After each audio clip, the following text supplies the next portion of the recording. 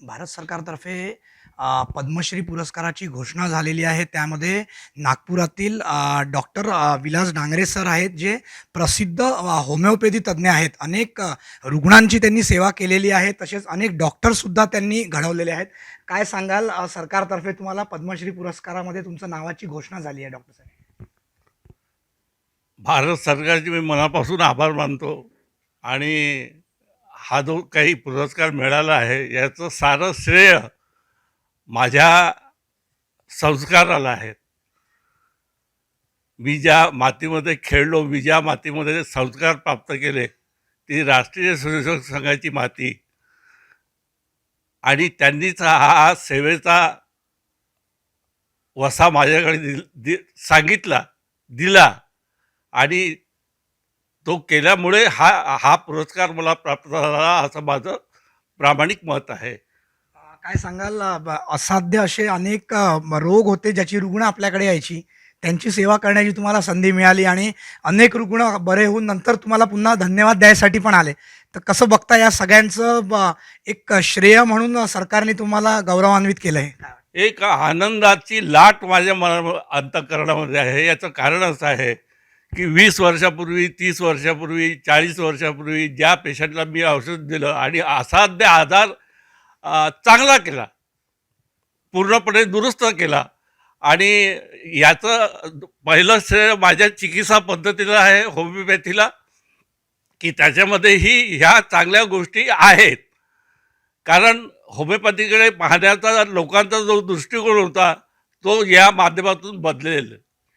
खरं तर आपण एक म्हणजे अलीकडच्या काळात जे बघण्यात येत नाही डॉक्टरांमध्ये, ते गुण आपल्यात एक अंतर्गत होता. आपण नाडी तज्ज्ञ म्हणून ओळखले जायचे. तर हा गुण नेमका कसा आला आपल्यात, काय सांगाल त्याबद्दल? हा हा जो गुण आला किंवा हा अभ्यासातून, अनुभवातून मी मिळवण्याचा प्रयत्न केला आणि मिळाला.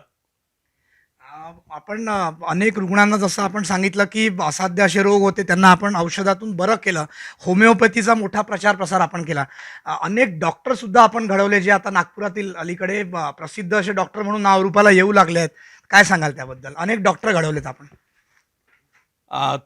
त्यांचा माझ्याकडे पाहण्याचा जो दृष्टिकोन होता की हे शुद्ध होमिओपॅथी चिकित्सा पद्धतीचा वापर करतात, म्हणजे पूर्णपणे शुद्ध शुद्ध होमिओपॅथी ज्याला म्हणता येईल अशा पद्धतीने हे करत असल्यामुळे त्यांचा ओढा माझ्याकडे होता आणि माझ्याकडे बसल्यानंतर त्यांना त्याचा अनुभवही आला की याच औषधाने किंवा याच डॉक्टरांकडून ही गोष्ट होऊ शकते आणि मलाही करायला ते हरकत नाही.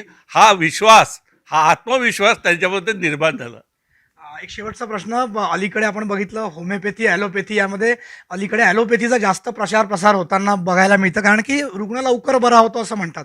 होमिओपॅथीमध्ये मात्र वेळ लागतो, परंतु एक मोठा त्याचा इफेक्ट बघायला मिळतो.